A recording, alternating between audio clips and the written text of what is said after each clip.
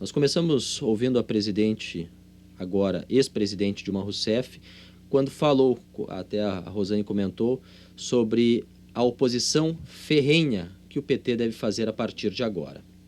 Condenaram uma inocente e consumaram um golpe parlamentar. A descrença e a mágoa que nos atingem em momentos como esse são péssimas conselheiras. Não desistam da luta, ouçam bem. Eles pensam que nos venceram, mas estão enganados. Sei que todos nós vamos lutar. Haverá contra eles a mais determinada oposição que um governo golpista pode sofrer. Ela ressaltou ainda que sai com dignidade do cargo e prometeu continuar lutando pelo Brasil. Proponho que lutemos todos juntos contra o retrocesso, contra a agenda conservadora, contra a extinção de direitos, pela soberania nacional e pelo restabelecimento pleno da democracia.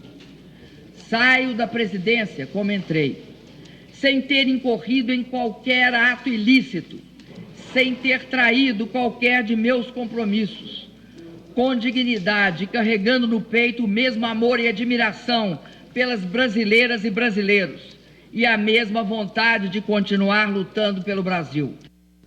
Dilma Rousseff, Carolina Bahia, que nos últimos dias ficou sem crédito no cartão alimentação do Palácio da Alvorada, terá 30 dias para a mudança, para a desocupação.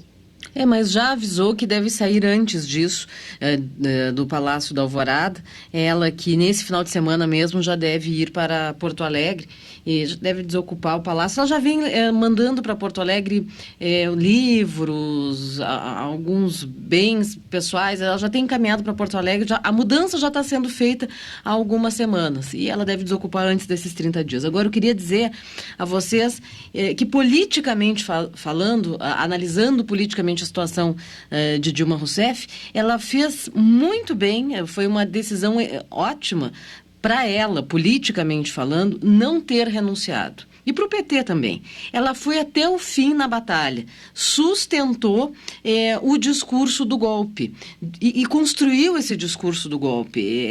O que o PT faz muito bem, construir narrativas para a sua militância. E, de fato, a Dilma indo até o fim, indo ao Congresso, se expondo, fazendo esse discurso final, ela sai do Palácio do Planalto e também do Palácio da Alvorada com uma imagem, pelo menos, diante da militância de batalhadora, de guerreira, enfim. De tal maneira que alguns integrantes do PT mais próximos dela até imaginam que ela possa participar das campanhas, ir a palanques e tudo mais, em razão da imagem junto à militância. Não de uma maneira geral, porque ela sai com uma imagem muito desgastada, com a popularidade lá embaixo, deixando um país quebrado, né, gente? Com um desemprego aí de 12 milhões de pessoas. Mas essa narrativa do golpe, ela foi construída pelo PT e é isso que o PT vai utilizar daqui para frente, com a imagem de Dilma. Ontem se falou muito o que estaria por trás dessa manobra. Eu digo manobra porque evidentemente que isso foi construído e muito bem discutido antes e incluiu na decisão essa parte dos direitos políticos, incluiu muito a mão do presidente do Supremo, Ricardo Lewandowski. Porque um tipo de coisa complexa como essa ninguém tem na ponta da língua. Mas o Lewandowski tinha tudo já preparado, toda a argumentação para aceitar a votação fatiada do impeachment e depois da votação separada a parte dos direitos políticos. Mas o que as pessoas ficavam se perguntando, o que a Dilma quer? Será que ela quer concorrer a presidente? Será que ela quer concorrer a deputada para ter foro privilegiado em 2019? Olha, eu particularmente não acredito, não imagino a Dilma concorrendo a um cargo público. A presidente, então, nem se fala, porque desgastada do jeito que ela está, com todas as pesquisas mostrando que o governo dela chegou ao fundo do poço em matéria de avaliação, não seria ela o nome do PT para 2018, por mais que o governo Temer vá se desgastar com essas reformas. Acho até que surgiu um outro nome no meio desse processo aí que poderá ser a opção do PT, que é José Eduardo Cardoso. Mas ela, Dilma, concorrer ao Senado, como se dizia ontem, realmente não vejo. E acho até, ouvindo ontem a opinião de juristas, que ela nem passaria, porque no fim das contas ela pode esbarrar na ficha limpa se ela for concorrer. O próprio Humberto Costa, que é senador do PT, disse isso. Não, ela nem pode concorrer porque não passaria pela ficha limpa. Então ficou essa dúvida, né? Foi o quê? Foi um prêmio de consolação? Foi uma caridade que os senadores fizeram com ela, como pediu a senadora Cátia Abreu? Ela não pode viver só com a aposentadoria do INSS, vamos permitir que ela tenha a possibilidade de ocupar alguma função pública. É uma pergunta que está sem resposta até aqui. Tem muita conjectura, né? Muita conjectura. Mas é o tempo que dirá. Ao mesmo tempo, isso passa a ideia, e eu digo isso baseado numa afirmação do senador Cristóvão Buarque, de que, de fato, ela não foi afastada pelo crime de responsabilidade apontado nos autos, que é as pedaladas fiscais e os decretos de suplementação orçamentária. Que ela foi mesmo afastada pelo conjunto da obra, e disse o Cristóvão Buarque, não, ela não serve para governar, tinha que tirar do governo, mas não podemos punir a pessoa. Quer dizer, se inventou uma legislação na hora, aparentemente, ali para criar essa situação, mas parece uma espécie de consolação mesmo.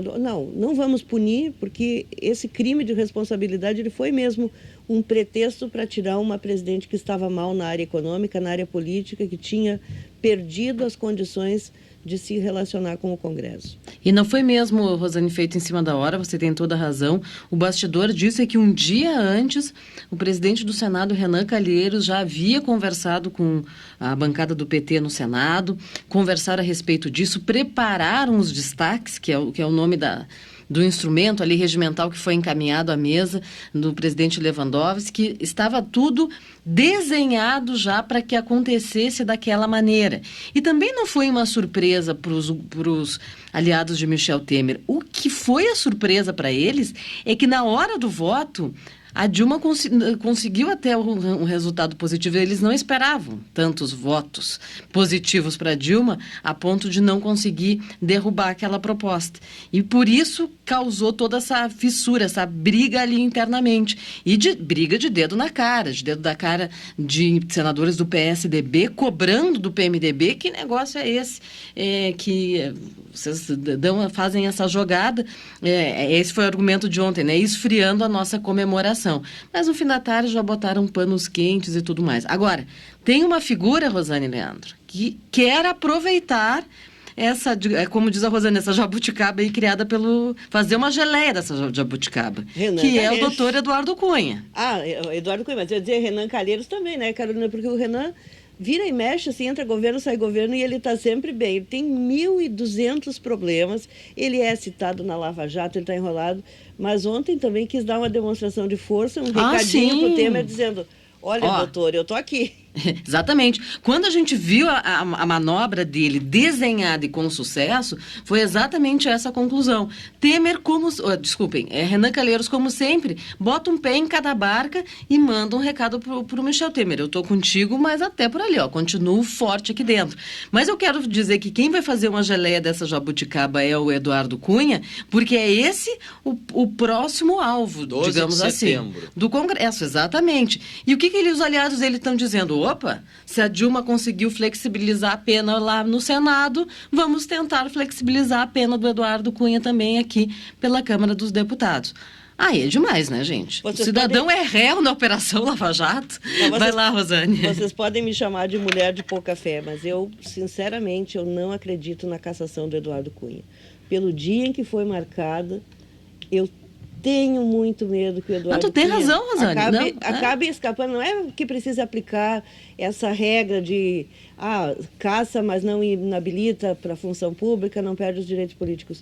Não, eu sinceramente acho que é uma grande chance de o Eduardo Cunha escapar mesmo, de ele não ser cassado e ficar rindo da nossa cara. Eu tenho dito aqui no programa, Leandro, que nós todos temos que cobrar das bancadas dos deputados que estejam aqui em Brasília no dia 12. Mas é segunda-feira. Eles são pagos para estarem aqui em Brasília votando. Não chegam na segunda e ficam votando todos os dias por um hábito, um acordo, porque dizem que tem que estar nas bases. Mas segunda-feira é dia de trabalho e eles têm que estar aqui para votar sim a cassação de Eduardo Cunha. E eu tenho dito, aquele que não estiver é porque está ao lado de Cunha.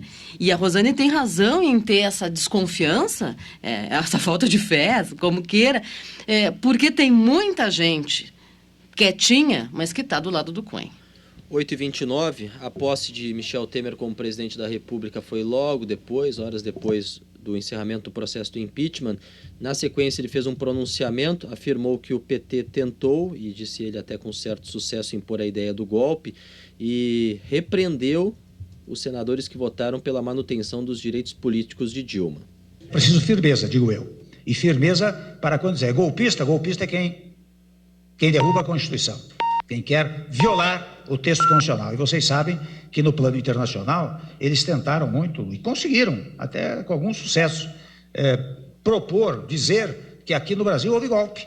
Um golpe que durou, hoje é 108º dia de processo do impedimento, com defesa. Ninguém vai caçar bruxas aqui, mas também não vamos deixar que também tentem demonstrar que o governo não é capaz de responder, não é? Hoje nós tivemos um pequeno embaraço, até na base governamental, em face de uma divisão que lá se deu.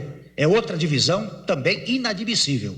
Se é governo, tem que ser governo. O que não dá é para aliados nossos se manifestarem lá no plenário sem ter uma combinação conosco. Porque, convenhamos, se tivesse uma combinação conosco, talvez nós pudéssemos dizer, olha aqui, nós vamos fazer um gesto de boa vontade, vamos abrir mão disso, vamos permitir que Sua Excelência tenha condições de não ser inabilitada, mas seria um gesto nosso. Isto me deixou muito preocupada com essa manifestação de Michel Temer.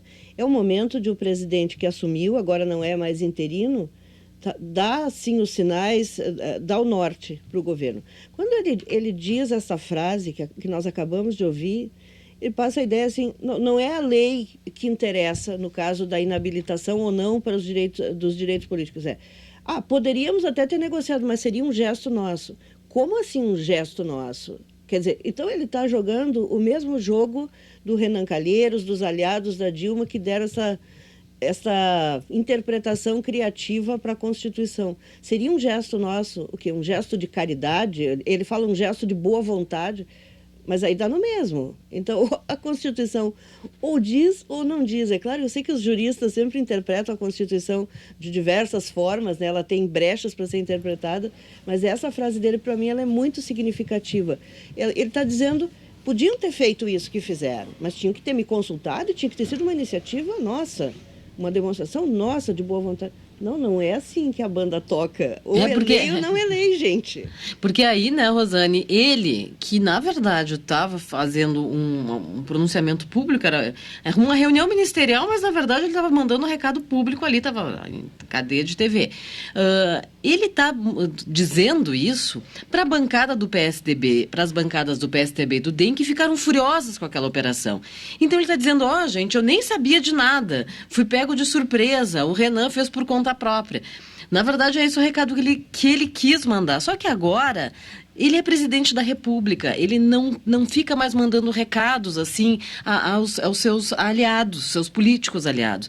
Ele está falando para o Brasil inteiro. E aí cabe essa interpretação de que, bom, como assim, né? Daqui dava, de lá não dava. Mas naquele momento, por trás daquela fala dele, está todo um recado que ele quis mandar aos partidos que são aliados, inclusive dizendo que ele não vai suportar a infidelidade, diante do que aconteceu e da extrema necessidade de Michel Temer de ter essa base de partidos aliados muito bem afinada no Congresso Nacional, porque senão ele não vota nada. E ao contrário do que se pode imaginar, essa base firme que aprovou o impeachment na Câmara e no Senado, passando esse processo, já não é tão firme assim. E começa a mostrar aí que também faz as suas exigências, volta a ser aquela geleia que era. Então, é um desafio muito grande também para os ministros da área política unir e deixar todos esses partidos em sintonia, porque nem sempre eles vão votar junto com o governo como o governo precisa. E só vai piorar. É só começar a contar a quantidade de pré-candidatos a 2018 dentro do governo. em algum momento, né, agora está uma harmonia, e já ontem com arranhões. A tendência é cada vez piorar mais a harmonia dentro do governo. Vou fazer uma provocação a vocês duas, a partir de uma declaração do ex-ministro do STF, Joaquim Barbosa, que foi o algoz dos petistas no mensalão e agora tem, desde o início, sido muito crítico esse processo de impeachment e é compartilhado pelos mesmos que o criticavam antes. Ele diz o seguinte, que o impeachment foi um impeachment tabajara e patético. E depois, em relação a Michel Temer, disse, engana-se ao acreditar que terá o respeito e a estima de brasileiros por agora ser presidente. É a vantagem de quem está fora do Supremo, né? Está aposentado, o ministro Joaquim Barbosa, passa uma parte do tempo aqui, uma parte nos Estados Unidos. Ele diz o que pensa, não tem a formalidade do cargo, aqueles impedimentos do fato de ser ministro. Mas ele verbaliza, na verdade, essa dúvida que ficou na cabeça dos brasileiros em geral em relação ao fato propriamente dito que serviu de base para o impeachment, que foi essas pedaladas fiscais. As pessoas não compreendem bem, por mais que tenha sido exaustivo o processo de discussão do impeachment, se perguntar para o cidadão, para o brasileiro comum, por que a Dilma saiu, as pessoas vão dizer, foi pela corrupção na Petrobras, foi porque a economia ia mal, foi porque tinha inflação, foi pelo desemprego, foi por tudo, menos pelas pedaladas fiscais. Então, ele como ministro, como um homem que é do campo das leis, eu imagino que é isso que ele está querendo dizer quando fala em impeachment Tabajara. Tabajara, lembrando, era as organizações Tabajara do Caceta e Planeta, né? Que era para uma coisa meio falcatrua, assim. E num ponto, o Joaquim Barbosa não deixa de ter razão. O presidente Michel Temer agora terá que conquistar a confiança da população. Ele tem a confiança e a aposta do mercado, do empresariado, que já deu demonstrações disso aqui na capital federal. A gente é só observar o movimento do dólar e das bolsas para saber que há um bom humor do mercado com o governo Temer. Mas ele vai precisar conquistar a confiança da população, que na última pesquisa que foi divulgada demonstrou que ele nem mesmo é muito conhecido. Então, ele vai ter que colocar em prática medidas que, de fato, deem um encaminhamento à economia. Só que, no curto prazo, são medidas amargas, que não são populares. Então, também vai enfrentar essa resistência até que a economia consiga entrar nos eixos. O ponto principal é a recuperação do emprego. Esse é o ponto principal, do poder de compra do cidadão. Conseguindo dar esse rumo da recuperação de emprego, talvez esse seja o caminho para que Michel Temer se torne um pouco mais popular.